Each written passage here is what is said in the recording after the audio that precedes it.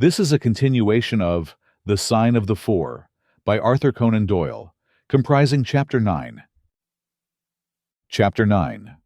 A Break in the Chain. It was late in the afternoon before I woke, strengthened and refreshed.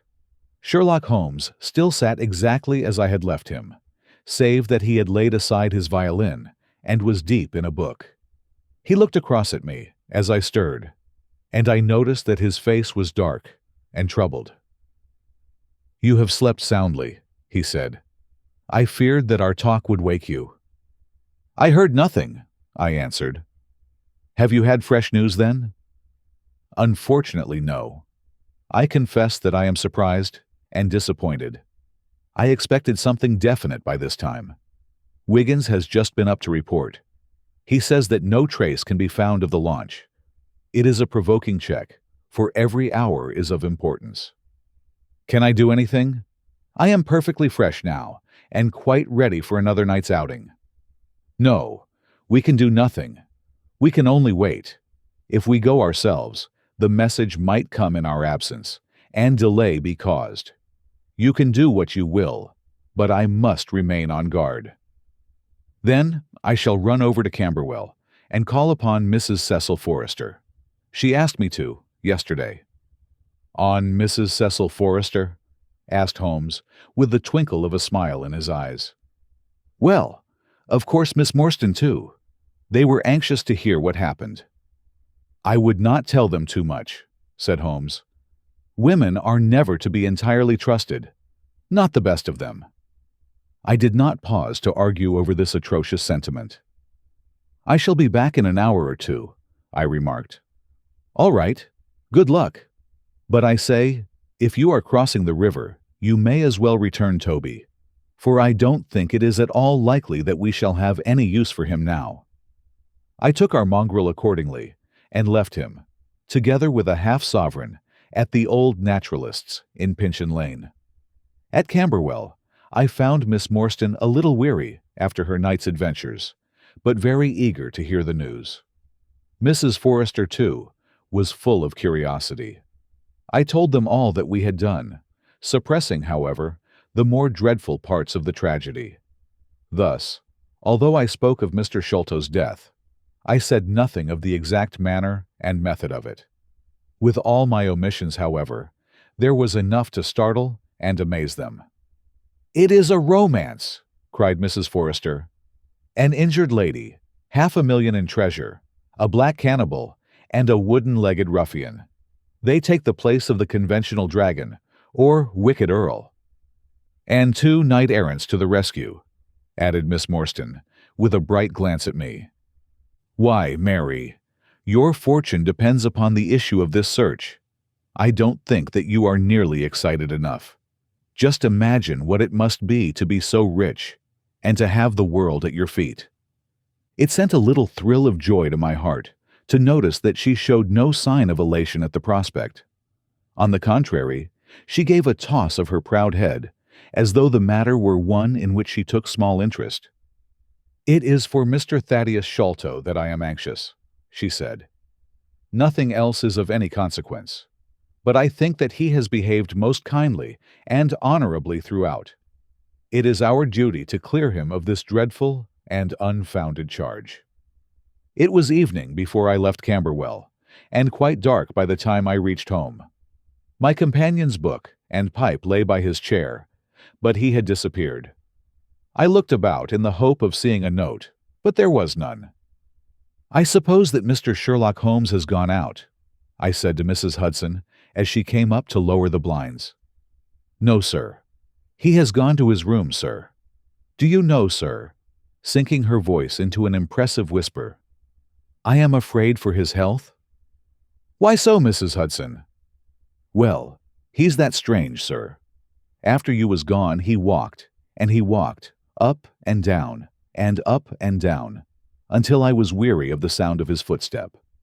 Then I heard him talking to himself and muttering, and every time the bell rang out, he came on the stairhead, with, 'What is that, Mrs. Hudson?'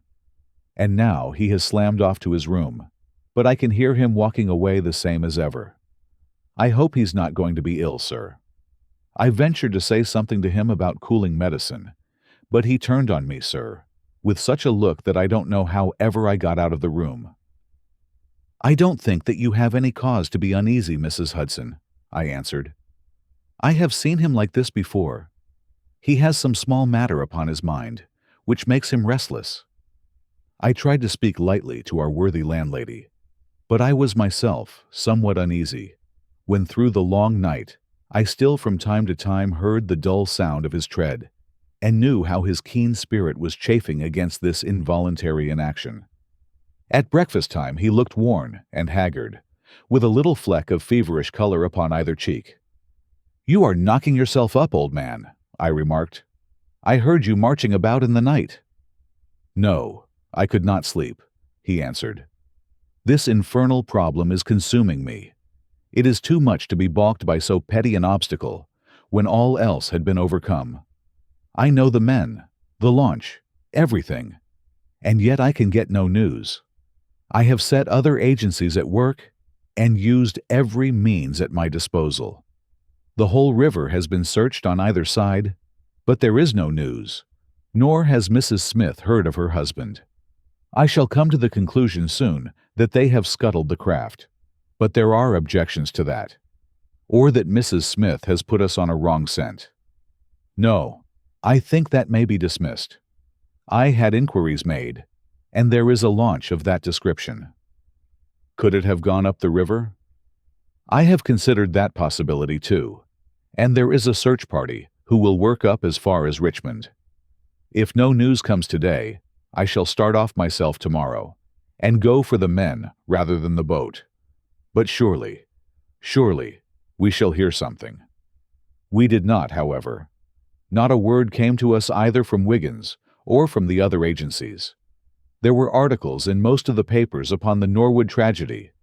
They all appeared to be rather hostile to the unfortunate Thaddeus Sholto. No fresh details were to be found, however, in any of them, save that an inquest was to be held upon the following day. I walked over to Camberwell in the evening to report our ill success to the ladies, and on my return I found Holmes dejected and somewhat morose. He would hardly reply to my questions, and busied himself all evening in an abstruse chemical analysis, which involved much heating of retorts and distilling of vapors, ending at last in a smell which fairly drove me out of the apartment. Up to the small hours of the morning, I could hear the clinking of his test tubes, which told me that he was still engaged in his malodorous experiment. In the early dawn, I woke with a start, and was surprised to find him standing by my bedside, clad in a rude sailor dress with a pea-jacket, and a coarse red scarf round his neck. "I am off down the river, Watson," said he. "I have been turning it over in my mind, and I can see only one way out of it.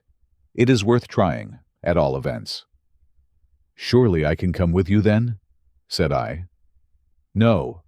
You can be much more useful if you will remain here as my representative.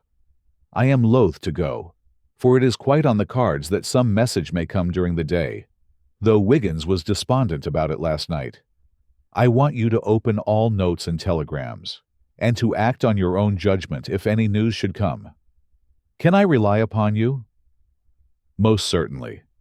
I am afraid that you will not be able to wire to me, for I can hardly tell yet where I may find myself. If I am in luck, however, I may not be gone so very long. I shall have news of some sort or other before I get back." I had heard nothing of him by breakfast time. On opening the Standard, however, I found that there was a fresh allusion to the business. "With reference to the Upper Norwood tragedy," it remarked, "we have reason to believe that the matter promises to be even more complex and mysterious than was originally supposed. Fresh evidence has shown that it is quite impossible that Mr. Thaddeus Sholto could have been in any way concerned in the matter. He and the housekeeper, Mrs. Burnstone, were both released yesterday evening. It is believed, however, that the police have a clue as to the real culprits, and that it is being prosecuted by Mr. Athelney Jones, of Scotland Yard, with all his well-known energy and sagacity. Further arrests may be expected at any moment." That is satisfactory so far as it goes, thought I. Friend Sholto is safe at any rate. I wonder what the fresh clue may be, though it seems to be a stereotyped form whenever the police have made a blunder. I tossed the paper down upon the table, but at that moment, my eye caught an advertisement in the agony column. It ran in this way: Lost. Whereas Mordecai Smith, boatman, and his son Jim left Smith's Wharf at or about 3 o'clock last Tuesday morning in the steam launch Aurora, black with 2 red stripes, funnel black with a white band. The sum of £5 will be paid to anyone who can give information to Mrs. Smith at Smith's Wharf or at 221B Baker Street as to the whereabouts of the said Mordecai Smith and the launch Aurora. This was clearly Holmes's doing. The Baker Street address was enough to prove that. It struck me as rather ingenious, because it might be read by the fugitives without their seeing in it more than the natural anxiety of a wife for her missing husband. It was a long day.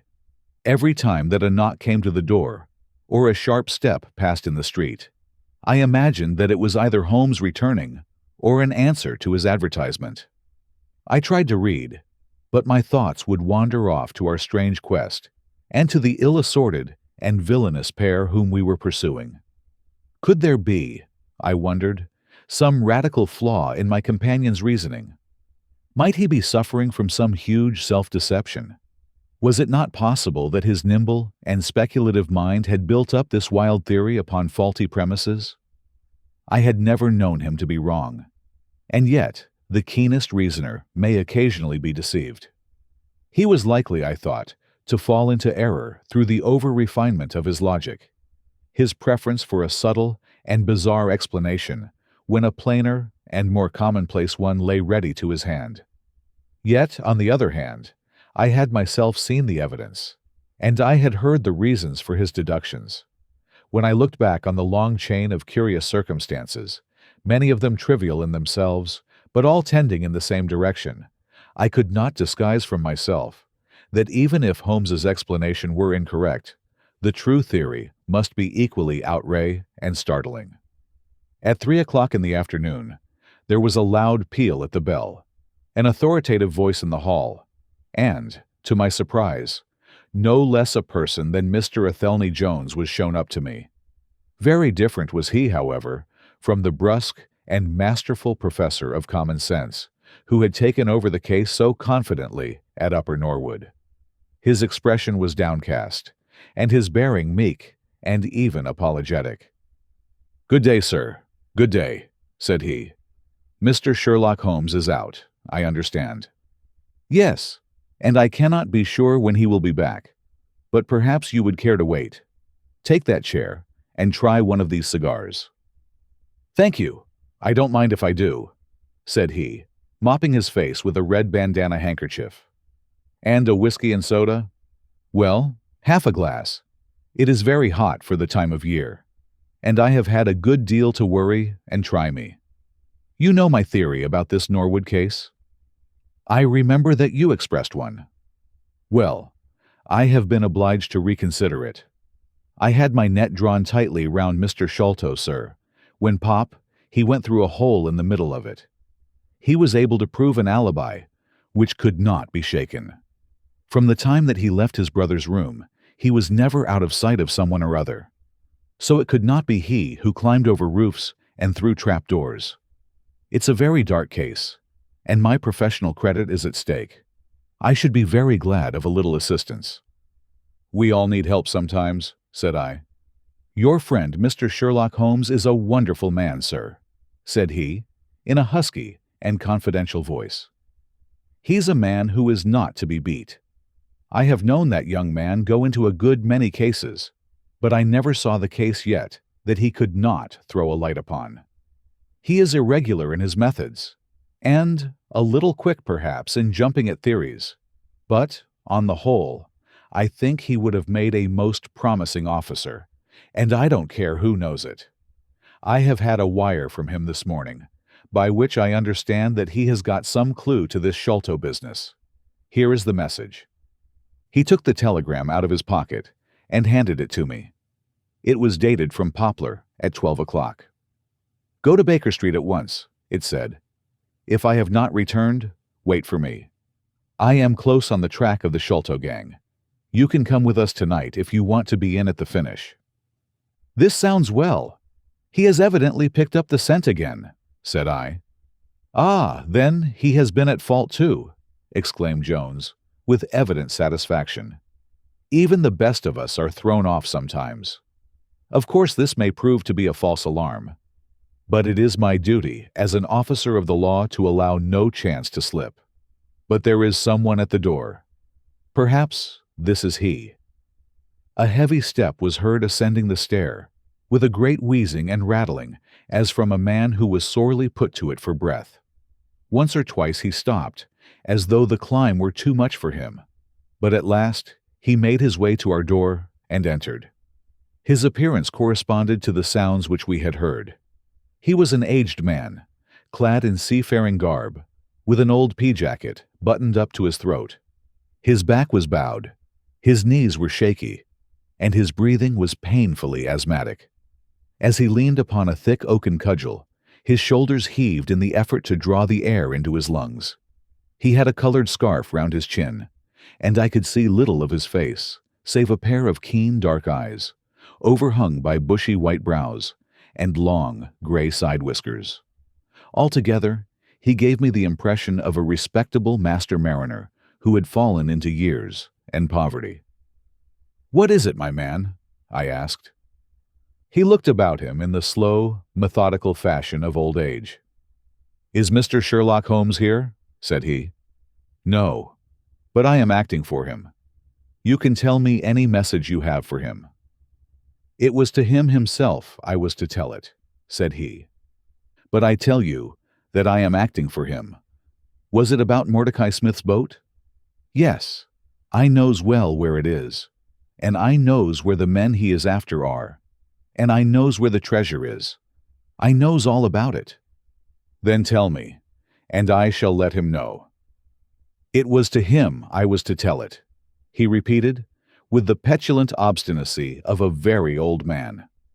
"Well, you must wait for him." "No, no, I ain't going to lose a whole day to please no one. If Mr. Holmes ain't here, then Mr. Holmes must find it all out for himself. I don't care about the look of either of you, and I won't tell a word." He shuffled towards the door, but Athelney Jones got in front of him. "Wait a bit, my friend," said he. "You have important information, and you must not walk off. We shall keep you, whether you like or not, until our friend returns." The old man made a little run towards the door, but, as Athelney Jones put his broad back up against it, he recognized the uselessness of resistance. "Pretty sort of treatment, this," he cried, stamping his stick. "I come here to see a gentleman, and you two, who I never saw in my life, seize me and treat me in this fashion." "You will be none the worse," I said. "We shall recompense you for the loss of your time. Sit over here on the sofa, and you will not have long to wait." He came across sullenly enough, and seated himself with his face resting on his hands. Jones and I resumed our cigars and our talk. Suddenly, however, Holmes's voice broke in upon us. "I think that you might offer me a cigar too," he said. We both started in our chairs. There was Holmes, sitting close to us with an air of quiet amusement. "Holmes!" I exclaimed. "You here? But where is the old man?" "Here is the old man," said he, holding out a heap of white hair. "Here he is, wig, whiskers, eyebrows, and all. I thought my disguise was pretty good, but I hardly expected that it would stand that test." "Ah, you rogue!" cried Jones, highly delighted. "You would have made an actor, and a rare one. You had the proper workhouse cough, and those weak legs of yours are worth £10 a week. I thought I knew the glint of your eye, though. You didn't get away from us so easily, you see." "I have been working in that get-up all day," said he, lighting his cigar. "You see, a good many of the criminal classes begin to know me, especially since our friend here took to publishing some of my cases. So I can only go on the warpath under some simple disguise like this. You got my wire? Yes, that was what brought me here. How has your case prospered? It has all come to nothing. I have had to release 2 of my prisoners, and there is no evidence against the other 2. Never mind. We shall give you 2 others in the place of them. But you must put yourself under my orders. You are welcome to all the official credit, but you must act on the line that I point out. Is that agreed? Entirely, if you will help me to the men. Well, then, in the first place, I shall want a fast police boat, a steam launch, to be at the Westminster Stairs at 7 o'clock. That is easily managed. There is always one about there, but I can step across the road and telephone to make sure.